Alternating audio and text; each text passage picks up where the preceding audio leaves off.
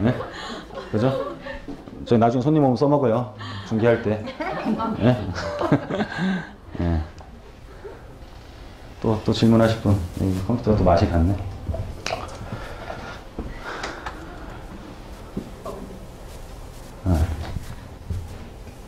지금도 갭 투자할 수 있는 딱 3억 정도. 3억이 이제 갭이라고 보기엔 좀 힘들지. 서울시 전세 비율이 거의 80%에 육박을 하다가 지금 한 60%에서 아파트 값이 너무 오르는 바람에 한 60%에서 70% 사이인 것 같아요. 제가 보기에는. 그러니까 매매 가격 자체는 지금 엄청나게 올랐어요. 최근 그게 3개월 정도 얘기인 것 같아요. 3개월에 제가 보기엔 20% 정도 오른 것 같아요. 전체적인 서울시 가격이. 뭐 강남은 좀 더 오른 것 같고. 그러면은 3억은 갭 투자를 할 금액이 아니라 가치에 대한 투자를 할 금액이에요. 갭은 사실 돈이 없는 사람. 갭이 적은 건 되게 좀 딜레마적인 얘기긴 한데, 갭이 적은 거는 이용의 가치와 사용의 가치의 차이가 크게 안 난다라는 뜻이거든. 그러면은 갭은 투자를, 우리가 갭 투자를 가장 크게 한 이유 중에 하나가 뭐냐면, 나라에서, 우리가 잘 생각해야 돼요. 이건 제가 어제도 뭐 특집 방송 보신 분들은 알겠지만, 전세자금 대출을 해주고 세입자에 대한 보조를 해주는 건, 가진 사람의 재산의 가치를 극대화시키는 거야. 에? 그래서 갭 투자를 하는 거야. 얘는 미래의 가치는 없어, 사실. 에? 이용의 가치랑 보유의 가치에서 우리가 이 갭이 별로 안 나는 거지. 이용과 보유의 가치가. 전세를 사는 금액과 뭐 한 사람 위한 강의를 하라고 나보고 지금? 예? 무슨 소리야 그게? 모든 사람이 관심 갖는 질문을 하고 싶으세요? 아니 본인 것만 해. 가치에 대한 투자를 하면 된다니까. 그러니까 가치에 강의를 좀 이걸 하나 찍어주십시오. 예, 저도 못 써요. 자, 가치에 대한 투자. 자, 그럼 가격이 어떻게 하면 오를까를 한번 연구를 해보는 거지. 자, 가격은 어떻게 하면 오를까요? 가격. 수요가 많은 곳. 수요는 어떻게 하면 발생을 해요? 공급이 없거나 인위적인 수요가 발생, 공급이 떨어지고 수요. 이거는 이제 초등학생 이것만 알면은 뭐 경제의 70%니까 일단은. 그죠? 그러면 수요가 인위적으로 발생을 하는 경우는 서울 같은 경우는 이주 수요가 발생을 하는 거지. 수요가 인위적으로 발생을 한 거지. 수요. 그러니까는 외곽에 있는 사람은 사실 수요라고 보기는 힘들죠. 그냥 수요가 아니라 그냥 동경하고 있는 사람들이겠지. 서울을 동경하고 있는데 못 사는 사람들이고, 서울에 있는 사람들이 옛날이랑 지금 이주 수요가 성격이 좀 바뀌었거든요.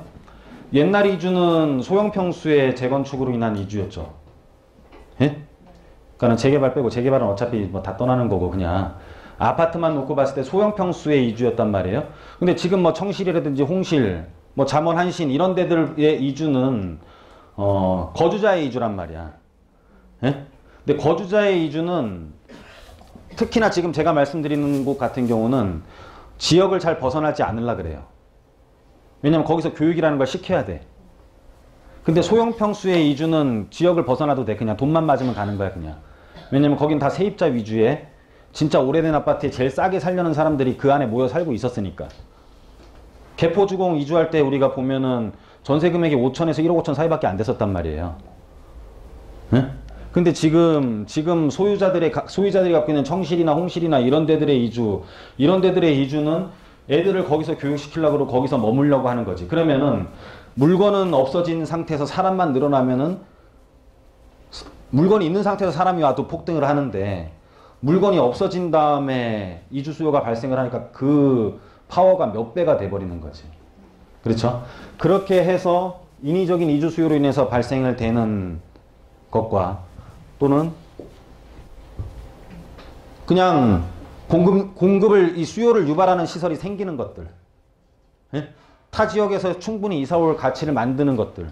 예를 들어 지금 마곡이 그렇게 오르는 이유들도 목동 이대병원이 마곡으로 들어와. 뭐 이번에 뭐 문제가 있긴 했었지만 여하튼 간에 LG 산전 뭐 이런 것들이 막 들어오고 하면 그런 인구를 유발하는 시설들이 들어왔을 경우에 거기에 대한 수요가 더 늘어나겠죠. 그래서 그런 지역들 위주로 우리가 실질적인 재건축이 아니더라도 이주 수요가 발생할 만한 곳에 발을 담고 있는 것도 굉장히 좋지. 네? 뭐 지금 가장 괜찮은 것 중에 하나, 우리가 아파트를 해서 아파트를 투자할 수 있는 거는 일단은 비싸고, 강남에서 이주 수요가 발생해서 이주할 수 있는 아파트 사는, 어차피 아파트 사야 되잖아요. 그럼 되게 비싸단 말이에요. 네, 재개발하는 곳들 같은 경우는 사실 거기에 있는 다가구 세입자나 이런 데들은 막 다 떠나는데, 가장 이주 수요가 그곳에서 모여 있으려고 하는 곳 중에 가장 유력한 곳이 방배동이야, 지금. 방배동은 재건축의 성격을 갖고 있단 말이에요. 단독주택 재건축. 거기에 있는 소유자들의 이주가 굉장히 많아. 학군도 좋고. 예? 그래서 그런 쪽에서 방배동의 다세대 같은 경우가 사놓으면 엄청 좋지. 예. 왜냐면 거기는 앞으로 10년 동안 이주 수요가 계속 발생을 할 거거든. 그럼 직접적으로 가치에 투자를 하려면은 지금 한 7평 정도짜리가 평당 거의, 대지집은 7평짜리가 지금 거의 1억 가까이 해요. 방배동 5구역 같은 경우도. 한 7억, 6, 7억에 한 8, 9천에서 한 1억 정도 할 거야. 근데 세는 한 2, 3억 들어있거든요. 그런 거 하실 수는 있어요. 근데 단독주택 재건축 투자도 현재 모든 재건축에 대한 규제가 다 포함돼요. 단독주택 재건축도. 재건축은, 재개발은 포함이 안 되고. 그래서 그런 것들도 한번, 방배동 쪽에 단독주택 재건축 쪽 지역들 관심 갖는 것도 굉장히 좋아. 둔촌 주공 아파트 투자 어때요? 네? 둔촌 주공 아파트. 둔촌 주공? 좀 있으면 이주하잖아. 네. 그럼 그 주공 아파트의 성격을 보는 것보다 관리 처분이 되고 한 것은 모든 리스크는 끝났다라는 거예요. 네? 모든 리스크는 끝났고 모든 정보는 공개된 거야. 그러면은 현재 이 사업에 대해서 정보가 공개됐다라는 뜻은 초과 이득을 얻기가 굉장히 어렵다라는 뜻이지. 그럼 얘가 나중에 아파트가 됐을 경우를 보는 거지. 어차피 그때밖에 못 팔고. 그죠? 그럼 강동에서 1등이지 뭐, 둔촌이. 강동에서 1등인데 기라로 이제 올림픽 선수촌이 너무 올라서 글로 튀느냐? 잘 안 튀어, 사람들이. 그래도 강동이랑 송파는 달라. 그래도 강동이랑 송파는 다르다니까. 무슨 말이냐면, 가방 잠깐 빌려줘도 돼요? 이게 비싸다고 해서 요 모양의 MCM으로 잘 안 가. 요걸 살라 그러지. 무슨 말인지 가세요? 누구 거예요? 엄마 거 들고 가지. 엄마 건데 애가 들. 네, 그렇죠. 그래서 그 돈이 튈 거란 생각은 안 하는 게 좋아. 하지만 강동에서는 1등인데 강동에 한계치는 있지 않을까? 네? 물론 9호선의 여파도 있고 규모에 대한 대규모로 개발을 해서 커뮤니티가 좋아지는 것도 사실이지만 송파권을 생각하고 강동을 가지 말고 강동을 생각하고 강동을 가는 건 괜찮아요. 앞으로 아파트의 값을 좌우하는 것은 커뮤니티가 될 거야, 아마. 지금 물리적인 발전은 거의 끝나가요. 뭐 음식물 쓰레기 집에서 다 청소 다 보내고 엘리베이터 집에서 누르고 모든 시스템적인 거 이런 것들이라 편의시설 같은 경우는 일단 물리적인 편의성 같은 경우는 이제 모든 건 끝났어. 제가 보기엔 발전이 끝난 거야. 자동차도 거의 엔진이 발전이 끝나니까 뭘로 가요? 무인, 네? 자율주행. 자동차도 이제 시스템적으로만 가는 거잖아. 엔진의 발전으로 가는 게 아니라. 그죠? 근데 주택도 이제는 구조적인 부분은 다 끝난 것 같아, 그냥. 그러면은 좌우하는 것은 커뮤니티가 제일 좌우하겠지. 그래서 대형 단지에 대한 아마 메리트는 존재는 하겠죠. 강동에서 강동 가락시형 빼고 또 최고니까. 네. 아까 그 언주 50평 건물을 다세대 주택을 팔고 그거를 살려고 했는데 그건 아니지. 아니에요? 근데 땅을 봐야 돼요. 그 땅을 50평짜리가 뭐 도로변에 붙어 있는지 아니면은 우리가 뭐 맹지인지, 예? 예? 사도집이에요? 이면이면 1조권도 많이 받을 거예요. 50평이면. 그 설계도 가설계를 해봐야 돼. 차량 진입의 용이성이라든지 이런 것들. 그리고 50평이면은 아마 매각이 되려면은 아마 합쳐서 매각을 할 수 있어서 효용성이 있는지 없는지를 봐야 될 거야, 아마. 현재 그 집을 사는 사람은 없을 거예요. 그 집에, 그러니까는 예를 들어 똑같아. 둔촌주공을 지금 재건축 안 한다면 누가 사겠어? 네? 개포주공을 만약에 영원히 재건축을 안 한다. 그럼 누가 사 그거를? 바뀌니까 사는 거잖아요. 근데 지금 갖고 계신 주택을 그걸로 보고 사진 않는단 말이야. 바꿨을 때 어떤 모양으로 될까를 보고 사는 거지. 근데 그 모양이 바뀌지 않을 위치라든지 토지의 땅의 형태가 그렇다면은 아무도 안 살 수도 있지. 그건 나중에 뭐 별도로 또 유료 상담이에요. 개인 재산의 평가는. 강남이라 좀 더 받아야 될 것 같은데.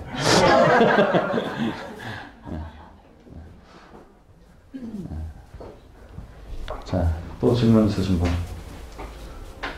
질문 없는데 오셨어요? 질문 하세요. 괜찮아요. 아까 또 은평구 한번 했더니 또 동네가 별로라 다들. 금천구도 괜찮습니다. 방배동 통빌라 투자는 또 똑같은 얘기야. 지금 통으로 된 것들에 대한 투자는 임대사업자를 내면 어마어마한 혜택이 있지. 만약에 조그만 평수로 이제 우리가 다세대랑 다가구를 투자를 하는 것들 중에 하나가 얼마 있는데요? 또 1억 있다가 또 짜증나게 하지 말고 딱 까놓고 10억 있어요? 자, 다가구 다세대는 이런 거지. 다가구의 가장 큰 장점으로 말할 수 있었던 거는 토지의 소유욕을 충족시키는 거야. 예? 내 땅이다. 내 땅이다의 토지 소유욕을 충족시키는 건데 다세대는 사실 그렇지가 못해요. 근데 다세대의 장점은 내가 좋은 것만 사도 돼. 예? 내가 좋은 것만 사도 돼서 수익률은 좋을 수가 있어. 회전율도 좋을 수가 있고. 근데 다가구는 내가 좋은 것도 갖고 있어야 되고 나쁜 것도 갖고 있어야 되잖아. 어쩔 수 없이. 지하도 갖고 있어야 되고 그늘진 데도 갖고 있어야 되고 그쵸? 근데 토지의 소유요건은 채울 수가 있는 건데 방위 공실도 생길 수가 있는 거고 문제점이 발생할 수도 있지. 근데 통다세대 장점은 현재로서는 중공공 임대에 있어요. 왜냐면 다가구는 지금 만약에 25억에 사면은 취득세만 1억을 내야 되죠. 다가구는. 근데 중공공 임대로 만약에 내야 되면은 1%도 아니고 0.15%만 내도 돼 지금 취득세를 거기서 일단 먹고 들어가는 거야. 3.85%를. 그러면은 만약에 3.85%만 먹고 들어도 거의 1억 가까이를 먹고 들어가는 거잖아요. 무슨 말인지 이해 가세요? 내야 될 세금의 15%만 내면 되는 거니까 중공공 임대로 하면. 그리고 시세가 올랐을 경우에 10년을 보유하면은 나중에 농어촌 특별세 20%만 내면 된다니까요. 그런 장점을 갖고 있지. 그래서 토지 소유 욕구도 충족이 되고 현재 다세대 통건물은 좀 그런 메리트는 갖고 있어요. 취득세에서 일단 내가 따고 들어간다 그냥. 근데 중공공인데 지금 말씀하신 게 신축 아니고 그냥 기존 다 가능해. 다 가능해요. 근데 신축이 아니면 임대사업에서 신축이 아니면 이제 소득세 이제 지방세에서 취득세 감면이 없는 거지.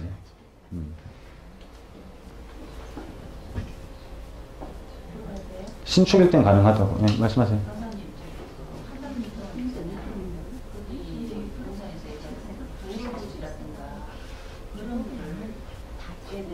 90제곱미터 넘으면 돼요. 90제곱미터. 90제곱미터. 가능해요. 무허 건물도 되고. 권리 산정 기준일 이전에 그 대신 분할이 됐어야 돼. 권리 산정 기준일 이전에 90제곱미터로 통분할이 원래 분할이 돼 있었으면 가능해요. 나대지. 도로지구는 평가는 인근 대제 3분의 1 정도 나오고 재산세 안 나오고 뭐 장단점을 갖고 있어요. 무허 건물도 나와요. 재개발은 안 주려고 하는 게 아니야. 주려고 하는 거지. 안 주려고 막 재개발하는 게 아니니까 줄 수 있는 건 대부분 줘요 그냥. 강사님 말씀 들으면 아니 그러니까 제가 생각이 좀 짧긴 한데 재건축보다는 재개발을 건드리는 게 좀 더 수익률이 아, 돈 있으면은 재건축해요. 돈 있으면 압구정동 사. 아니 근데 돈이 없으니까 하는 말이지 뭐. 돈이 없으니까 그 성수 재개발 쪽을 건드리는 게 나은 거예요. 뭘 건드려요? 걔가 사람이 뭐 왜 사도 되냐 그래지. 이쁘게 생겨갖고 말을 그렇게 건드려도 말을 이런 게 다 속어를 써 자꾸. 옛날에 그 예쁜 아줌마 갖고 이러더라. 옛날에 개포주공 3억이면 떡을 쳤대. 씨. 뭘 건드려 매입이라 그래야지. 아니 경매동하고 성수하고를 놓고 이렇게 성수. 금호요. 금호역에 지금 금호동에서 옥수동 넘어가는 우측이 금호 15구요? 예, 예. 한 15구역은 지금 다 예. 금호시장. 예. 금남시장 있는데? 네, 금남시장에서 예. 아, 거의 우체부 수준이에요, 제가. 거기에 지금 재개발을 하려고 시장 재개발? 예. 야, 쉽지 않을 것 같아. 시장 재개발. 재개발을 하면은 더 나을 것 같아요. 좋지. 시장 재개발은 용적률도 높아요. 거의 준주거 용적률 나와요, 400%. 네, 대부분 그 상업지구, 상업 이 건물 쪽을 좀 소유하고 있는 게 있고. 걔네들이 비대위가 생기지, 이제 대부분이. 상업지역은 다 반대라. 그래서 안 된다는 거예요. 왜 그분들은 왜 반대? 왜냐면은 장사 지금 잘 되는데 자기 땅 혼자 있는 게 훨씬 더 난 뒤에랑 같이 해서 하면 자기가 이 불이익이지. 근데 이제 재개발의 특성은 좀 그런 게 있어요. 되게 좋은 땅이 사업 잘 될 것 같은데 안 그런 경우가 더 많아. 그런 데가 그래. 왜냐하면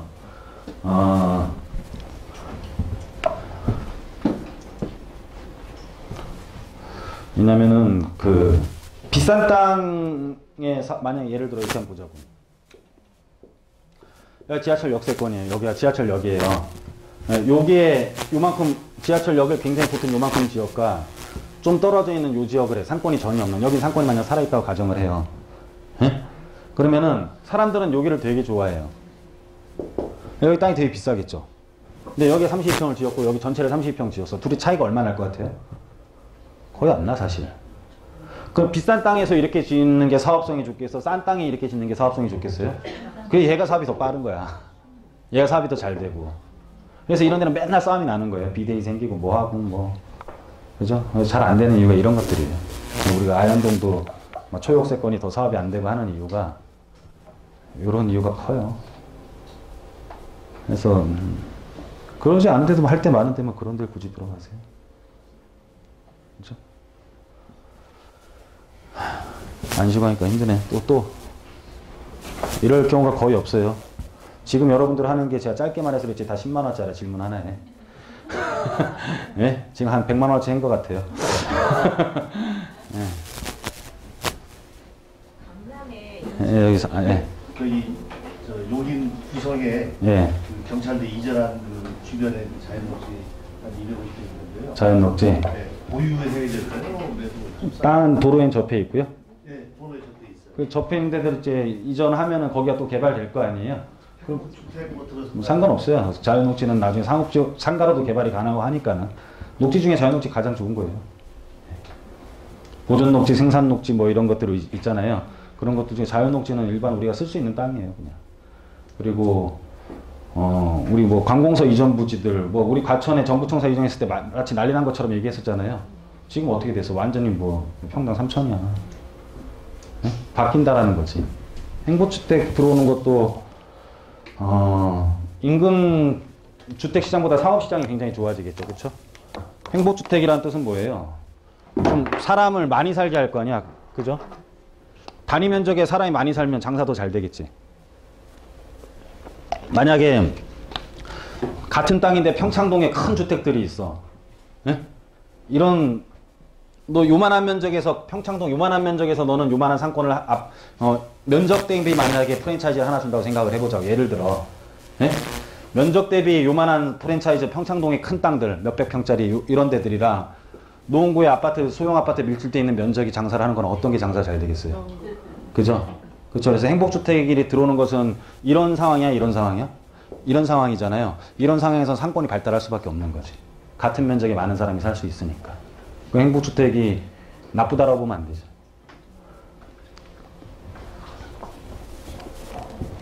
뭐 요즘에 행복주택 개발을 많이 하죠. 그렇죠? 행복주택 개념이 이렇게 독거노인 이런 개념은 아니에요. 청년들 이제 분양 전환 주택 이런 약간 그런 개념이에요.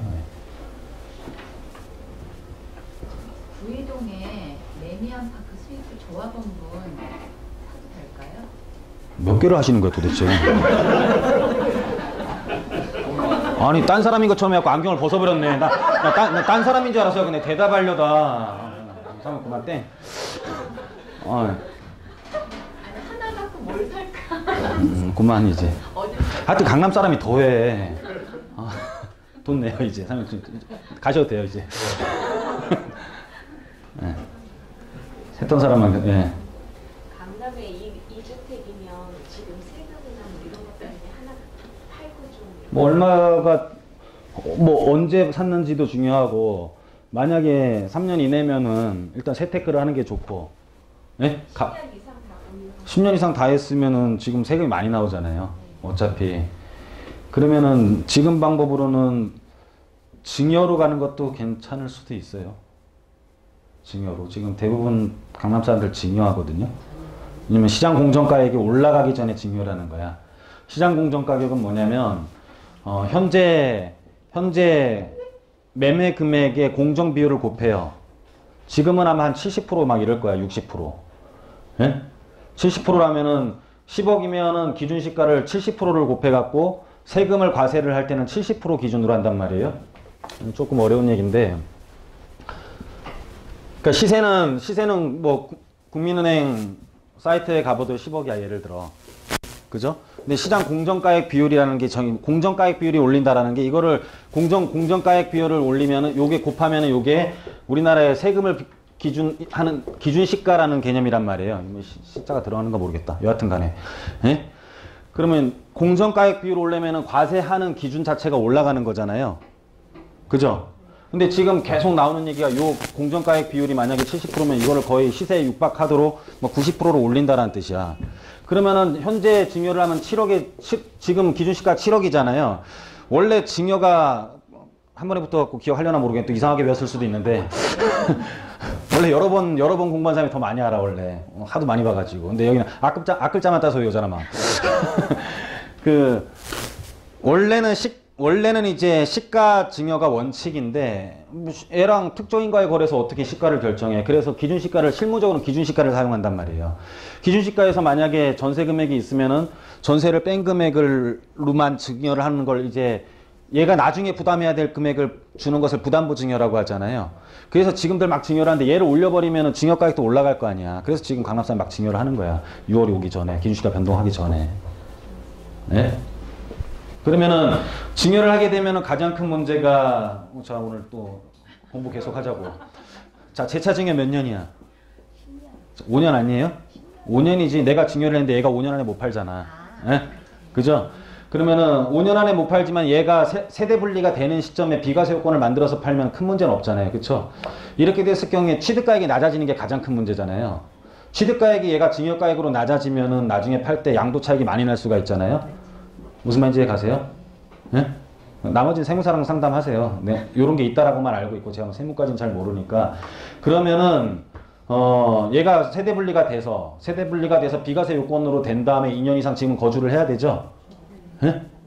그리고 옛날에 10년 전이면은 이 전세 금액만큼은 양도세가 나올 수도 있어요. 이거 잘 모르는 사람들도 많아. 옛날에 5억에 샀는데 얘한테는 2억을 증여를 5억에 샀는데 만약에 전세가 7억이야. 어머니가 7억은 먹은 거잖아, 그냥. 5억에 사가지고. 그럼 2억에 대해서 양도세가 또 과세가 돼. 그거는 세무사랑 또 따져봐요. 되게 어려운 내용이에요. 네? 잘 모르는 사람들도 많아. 그것도 아마 10년 전에 샀으면은 전세 금액이 아마 더 올라갔을 거란 말이야, 매매 금액보다. 그럼 그 차익은 양도세가 발생을 해. 그죠? 좀 다른 전문가랑 좀 다른 느낌 안 들어요? 이쯤 해주면? 네? 여기 사장님 처음에는 또 의심의 눈초리로 보더니 많이 풀어졌어. 처음에 저 새끼가 뭐 하는 새끼인 것 같다. 그러더니 지금 막 생글생글해지셨어. 어떻게 부인 되세요? 예? 처음에는 딱 이씨.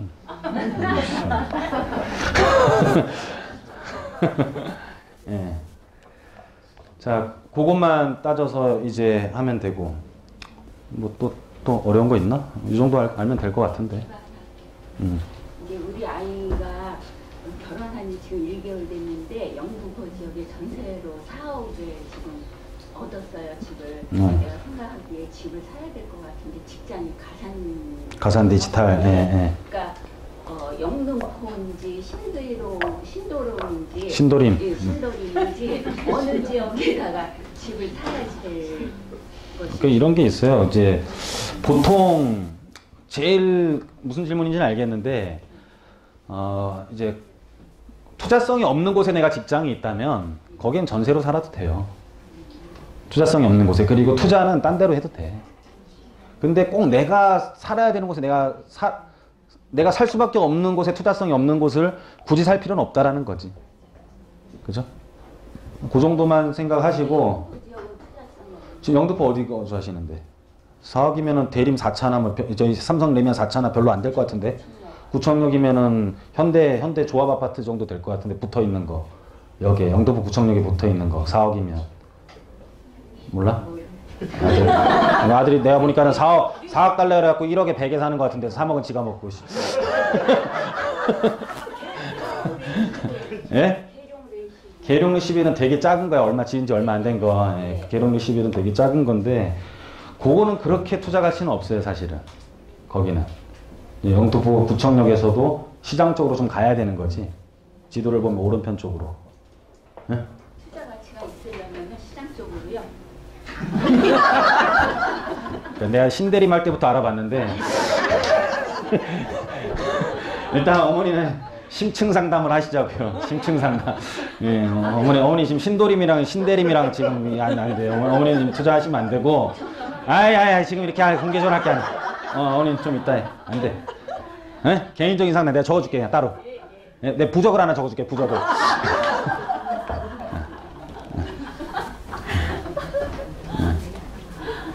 자, 그 투자 상담이나 뭐 상담하실 분들은 이제 안 쉬고 계속 했거든요.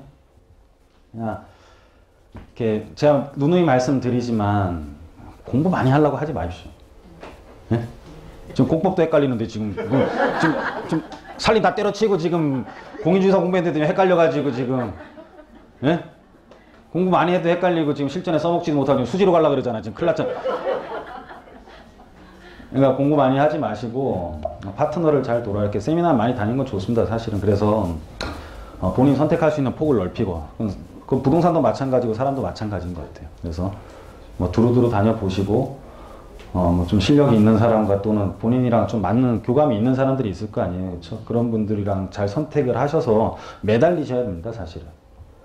지금 잘난 척하고 부동산 가서 아파트 나 급하지 않은데 하면은 물건 한 번도 안 옵니다. 나한테. 왜냐면 줄을 서고 있는데 혼자 가서 잘난 척한다고 나 급하지 않다 그러면 물건 줄 것 같아요? 매달려야 줄까 말까란 말이에요. 사람이라는 게 운나한테 젖준다고 그렇게 하면서 교감을 가져야지만이 서로 파트너가 되는 겁니다. 그리고 저도 이 공짜 강의하면서 제가 뭐 전기세도 안 나요, 그쵸? 근데 저도 중개를 해야지 돈을 버는 사람이고 저한테 의뢰할 사람들은 다 의뢰하셔도 됩니다. 저희도 공인중개사 등록도 돼 있고 저희 사무실이 아까 12년 전에도 공인중개사였고, 그쵸? 예? 얼마나 경력자야. 예. 그래서 투자 의뢰하실 분들이랑 상담 신청하실 분들은 상담하시고 오늘은 좀 특별하게 세미나를 진행했어요. 그냥 모르는 거 대강 그냥 요 정도의 느낌만 가져가셔도 돼요. 그냥 뽕을 뽑으려면 10만 주고 하시니까. 예. 지금 수익성으로 원룸하고 오피스텔하고 원룸이나 투룸 중에서 공실 없는 쪽으로 공실이 없는 게 다 마찬가지. 아까도 똑같은 맥락이야. 수지 설명하실 때랑 수요가 늘어날 수 있는 곳 중에 월세를 받을 수 있는 거지. 그거는 오피스텔이든 원룸이든 투룸이 중요한 건 아니에요. 사실은. 그 지역에 대한 수요가 어떠냐를 분석을 해야 되는 거지. 그 집에 대한, 그 동네에 대한 수요가. 그래서 그거를 분석하고 들어가는 거지.